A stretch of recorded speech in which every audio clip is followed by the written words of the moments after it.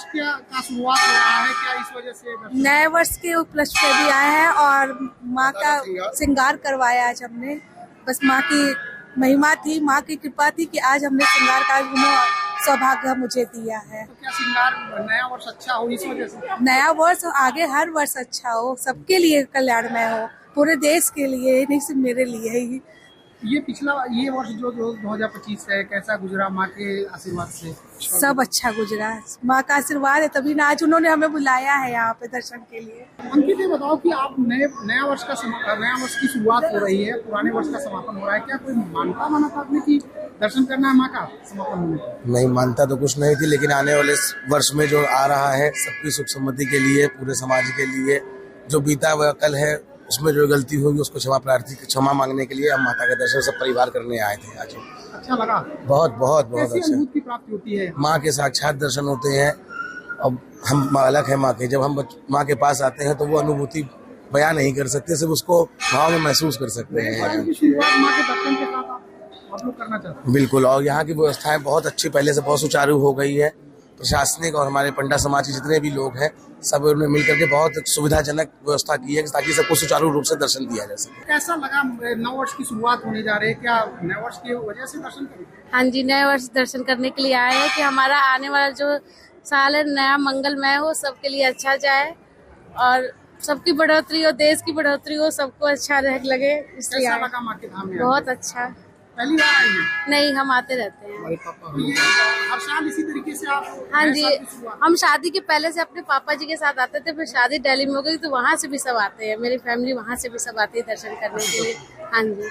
तो ये नया वर्ष कैसा, माँ से कुछ माना कि नया वर्ष कैसा हो, अच्छा हो? मंगल में हो, सबके लिए अच्छा हो, हमारे लिए भी अच्छा हो। माँ जो करेगी अच्छा ही करेगी, सबके लिए करेगी, हमारे लिए भी करेगी।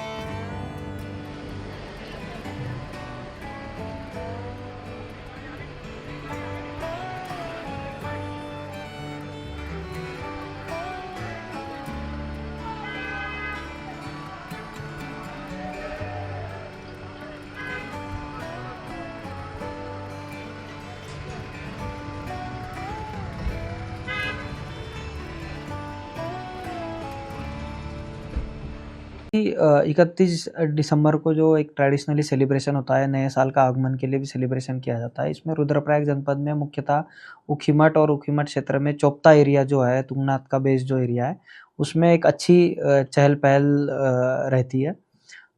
इसी के दृष्टिगत तैयारी के लिए हमने एक अतिरिक्त फोर्स पुलिस लाइन से और ट्रैफिक विभाग से वहाँ पे तैनात कर रही है।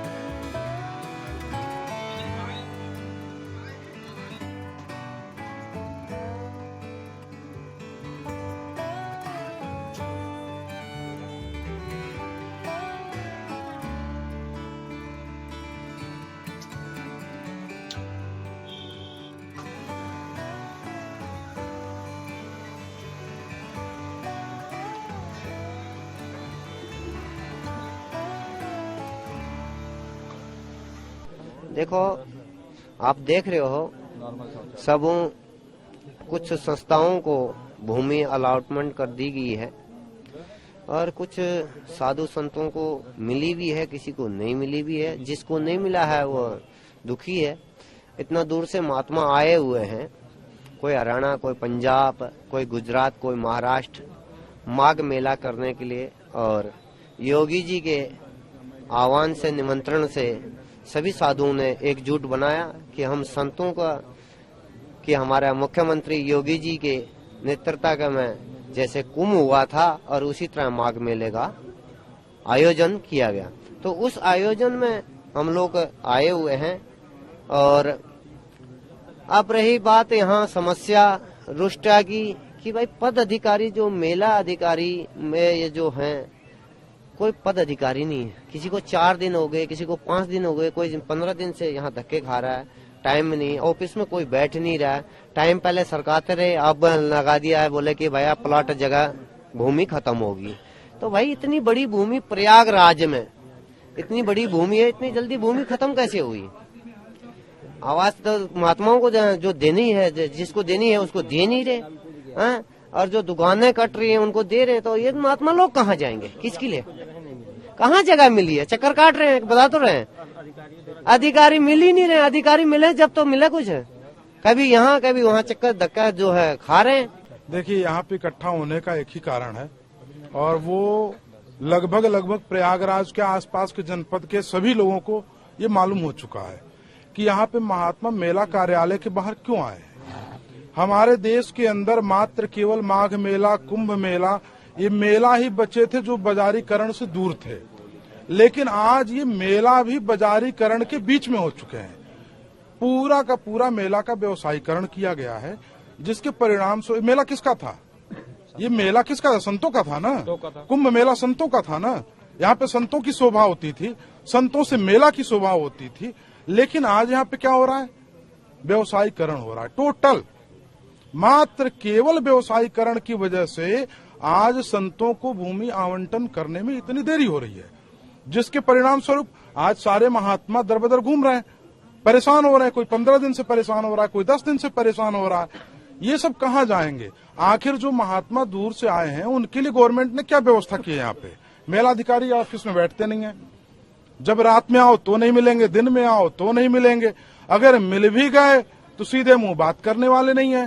तो आखिर इन लोगों का होगा क्या? ये धर्म की राजनीति करने वाले लोग आज धर्म को ही एकदम से लाकर के नष्ट भ्रष्ट कर रहे हैं और इसके साथ कुठाराघात कर रहे हैं। तो जो होना ही नहीं चाहिए था वो आज हो रहा है, परिलक्षित हो रहा है, दिख रहा है सब किसी को। तो ये ऐसा खिलवाड़ चलेगा नहीं।